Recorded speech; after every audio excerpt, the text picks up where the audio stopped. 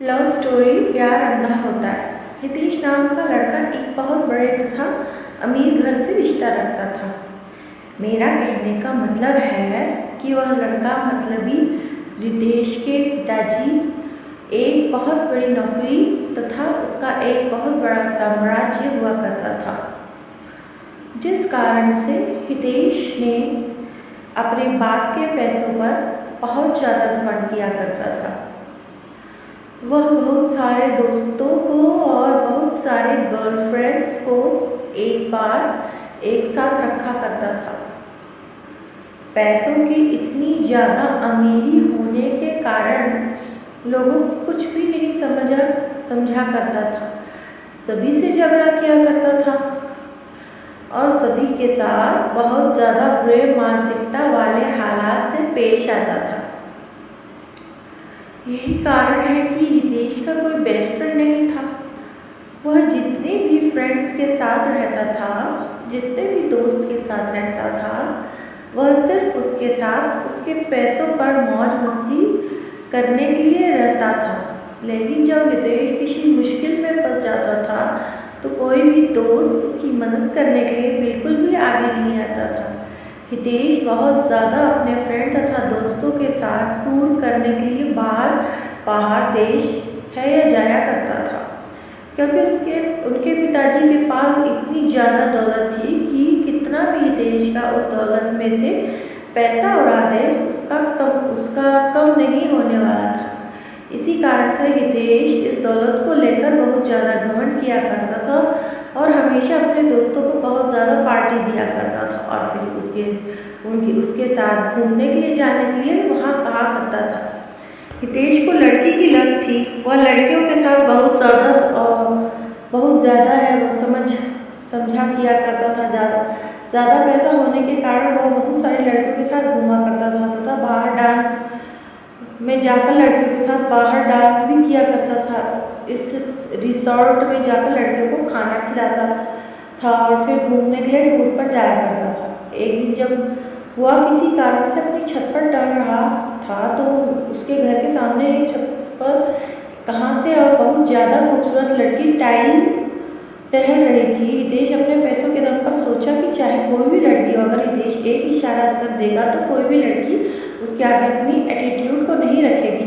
लेकिन वो एक अच्छे परिवार से बिलोंग करती थी। वह लड़की ऐसी वैसी लड़की नहीं थी और किसी की पैसे को देखकर उसके साथ चला जाए। वह लड़की को हंसाने के लिए हितेश बहुत तरह से उसको लालच देने का प्रयास करता था, लेकिन वह लड़की ऐसी वैसी लड़की बिल्कुल भी नहीं थी किसी की बातों में आ जाए। हितेश चाहे जितनी लड़कियों उसके पास भेजता था बोलने के लिए, लेकिन वो लड़की बिल्कुल भी बात मानने के लिए तैयार नहीं थी। हितेश लड़की के लिए मानो जैसे पागल होता जा रहा था। लड़कियों की हितेश के अंदर इतनी ज़्यादा एटीट्यूड था कि अगर वो लड़की ना कर दिया तो उससे ज़्यादा गुस्सा आ गया था। हितेश सोच रहा था जिस कारण से भी वह लड़की मना कर रही है, हम चाहे कितना भी पैसा उसे दे दे, ना अपने साथ उसे घूमने पर मजबूर कर दे, एक भी नहीं पैसे किसी लड़के फ्रेंड और उसके घर भेजने के लिए कहती है। लेकिन लेकर आओ, उस लड़की को बोलो कि जितना पैसा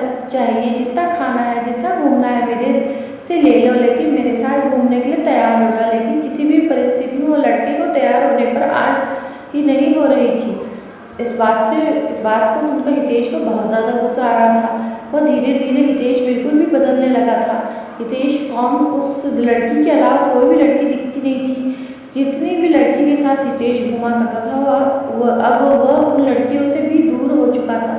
अब ज़्यादातर वक्त अपना ही घर में गुजारा करता था। जब वह लड़की अपनी छत पर आया करती थी तो हितेश भी अपनी चाहत से उस लड़की को निहारने का प्रयास करता था, उसे मनाने का प्रयास भी करता था, लेकिन शायद उस लड़की को हितेश के बारे में पूरी जानकारी हो गई। इसी कारण से वो लड़की हितेश के पास ना जाने के लिए बहुत सारे बहाना बनाया करते थे। उस लड़की के पिता एक सरकारी विभाग में कार्य करते थे, जिसका ट्रांसफर होने के बाद अब हितेश घर के पास वाले अपार्टमेंट में रहने के लिए आया था। वह लड़की दूर से आने के कारण उसका कोई दोस्त नहीं था। लड़की कहीं घूमने के लिए भी नहीं जाया करती थी, क्योंकि घूमने के लिए उसका कोई सहेली नहीं था। नया होने के कारण जगह वो अकेले घूम भी नहीं पा रहे थे।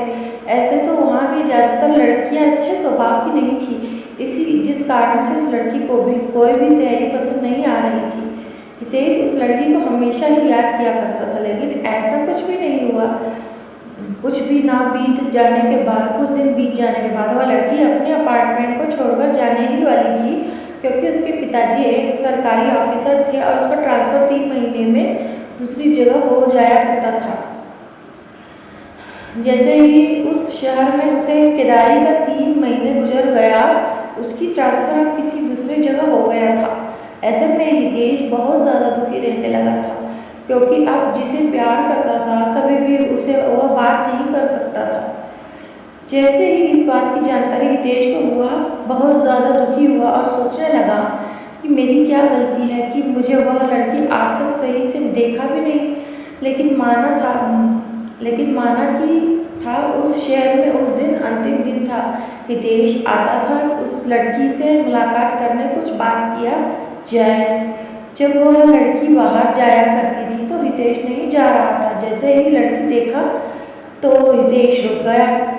हुआ है, लड़की हितेश के पास जा पहुंची थी और हितेश को कह रहे थे कि मुझे आपसे कुछ बात करना है। वह लड़की है देश को कहता है कि आपके अंदर पैसों की बहुत ज़्यादा घमंड है और आपने बहुत सारी लड़कियों की ज़िंदगी को बर्बाद किया है, जिस कारण से भगवान तुम्हें यह सजा दिया है कि कोई भी अच्छी लड़की तुम्हें मिलना तो दूर की बात है, तुम्हें दिखेगी भी नहीं, देखेगी भी नहीं। ऐसा कहकर माना कि आगे बढ़ जाती है और हितेश मन ही मन अपने आप को कोसता रहता है। हितेश सोचता है कि जो मेरे पास इतने पैसे हैं और कोई अच्छी लड़की ही नहीं मिलेगी, मेरे पास इतने पैसों की क्या कर सकते हैं। यह बात बिल्कुल सच है दोस्तों। पैसा चाहे कितना भी हो जाए, मनुष्य को कभी भी अपने पैसों पर बिल्कुल घमंड नहीं करना चाहिए। पैसा चाहे जितना भी हो जाए, पर आपके करैक्टर को नहीं सुधार सकता। यदि आप बहुत ज़्यादा पैसा है तो आप उसे संभाल के रखिए और अच्छी चीज़ों में उपयोग करिए। Thanks for watching.